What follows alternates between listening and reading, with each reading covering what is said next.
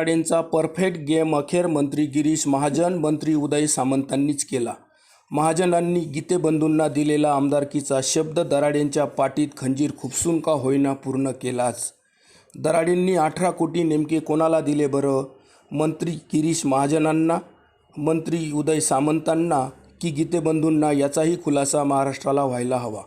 विधान परिषद निवडणुकीत थोडे थिडके नव्हे, तब्बल 50 ते 60 कोटींची उलाढाल. हाय व्होल्टेज ड्रामेबाजीने नाशिक विधान परिषद निवडणूक राज्यभर गाजली. गीतेबंधूंनी महायुतीच्या नेत्यांना चांगलेच पळवले. शेवटी गोकुळ गीते थांबले असल्याचे वातावरण मीडियासमोर निर्माण केले. त्यानंतर निवडणूक झाली आणि गोकुळ गीते तब्बल 107 मतांनी निवडणूक जिंकले. या निवडणुकीत महायुतीचे उमेदवार म्हणून नरेंद्र दराडे होते. महाविकास आघाडीकडून कोणीही उमेदवारी अर्ज भरला नव्हता. 9 उमेदवारी अर्ज होते, त्यातील जवळपास 6 अर्ज मागे घेतले गेले. त्यानंतरही एक प्रसाद हिरे यांनी दराडेंना पाठिंबा दिला. मैदानात नरेंद्र दराडे आणि अपक्ष म्हणून गोकुळ गीते होते.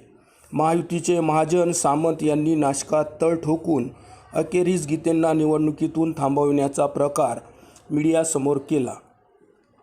खबरदारी म्हणून महायुतीचे जवळपास 450हून अधिक मतदार ठाण्याच्या एका रिसॉर्टवर 3-4 दिवस मुक्कामी आधीच पाठवण्यात आले होते.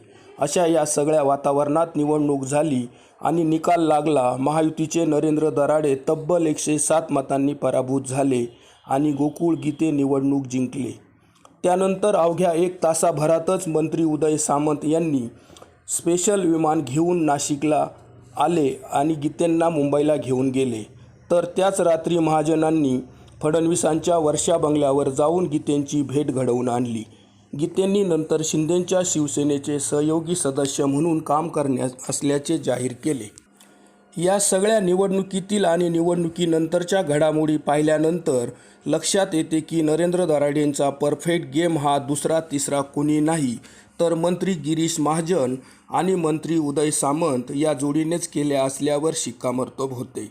मंत्री महाजन आणि गीतेंचा चांगलाच घरोबा आहे. गीतेबंधूंच्या सर्वांगीण विकासात महाजनांची अतिशय मोलाची अशी भूमिका आहे. गीतेंना आमदार करण्याचा शब्द महाजनांनी 2024लाच दिला होता, परंतु BJPचे तिकीट न मिळाल्याने गणेश गीतेंना शरद पवारांच्या राष्ट्रवादीत पाठवून उमेदवारी करायला लावले होते. त्यात गीते ढिकले समोर पडले आणि पुन्हा महाजनांनी गीतेंना 4-6 महिन्यातच आपल्या सोयीसाठी सेवेसाठी भाजपात तात्काळ प्रवेश दिला होता. 2024ची गीतेंची संधी हुकली, पण 2026मध्ये विधान परिषद निवडणुकीत गोकुळ गीतेंना मंत्री महाजनांनी नरेंद्र दराडेंच्या महायुतीच्या पाठीत खंजीर खुपसून का होईना, बेईमानी करून का होईना आमदार केलेच आहे. या आमदारकीला महायुतीच्या उमेदवाराशी गद्दारी केल्याचा ठपका असला तरी गीतेंना आमदार केले आहे, हे विशेष म्हणावे लागेल. निवडणुकीतून पराभव झाल्यानंतर दराडेंनी 18 कोटी रुपये दिल्याचा खळबळजनक आरोप केला असून दराडेंनी हे 18 कोटी नेमके कोणाला दिले आहे आणि कशासाठी दिले आहेत हा प्रश्न महाराष्ट्रातील जनतेला पडला आहे. निवडणुका या 2014 पासून फक्त आणि फक्त पैशांच्या जीवावर होतात. निवडणूक काळात अक्षरशः पैशांचा पाऊसच पडतो असे म्हटले जाते, ते दराडेंच्या आरोपाने सिद्ध झाले आहे. दराडेंनी 18 कोटी रुपये नेमके मंत्री गिरीश महाजन यांना दिले का? मंत्री उदय सामंत यांना दिले का? मंत्री महाजन यांना 9 आणि उदय सामंत यांना 9 कोटी दिलेत का? की गीतेबंधूंना निवडणुकीतून थांबवण्यासाठी गीतेंनाच 18 कोटी दिले होते? असे अनेक प्रश्न दराडेंच्या आरोपाने उपस्थित होत आहे. त्यामुळे दराडेंनीच एखादी पत्रकार परिषद घेऊन सविस्तर माहिती देऊन 18 कोटींची माहिती द्यावी अशी महाराष्ट्रातील जनतेला अपेक्षा आहे.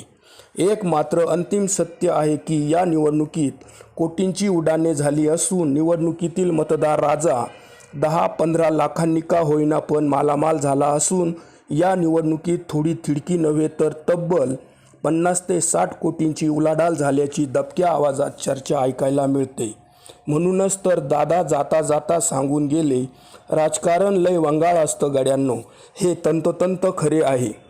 नरेंद्र दराडेंच्या खांद्यावर मंत्री महाजन आणि मंत्री सामंतांनी हात ठेवला, पण पाठीमागून पाठीत खंजीर खुपसून वार केला आहे व परफेक्ट गेम करून आपल्या लाडक्या गीतेंना आमदार केले आहे. नरेंद्र दारडेंच्या पाठीत खुपसून गीतेंना आमदार केले. महायुतीत मिठाचा खडा नको म्हणून मग महाजनांनीच गोकुळ गीतेंना शिंदेंच्या सेनेचा सहयोगी सदस्य म्हणून काम करण्यास पाठविले आहे. जसे की गणेश गीतेंना 2024च्या निवडणुकीत शरद पवारांच्या राष्ट्रवादीत पाठविले होते. तसेच गीते बंधू आणि महाजन हे एकाच नाण्याच्या दोन बाजू असून महाजन छापा तर गीते काटा आहे. जेथे कुठे जातील तेथून ते गॉडफादर महाजनांच्याच इशाऱ्यावर नाचतील हे कटू आणि अंतिम सत्य आहे.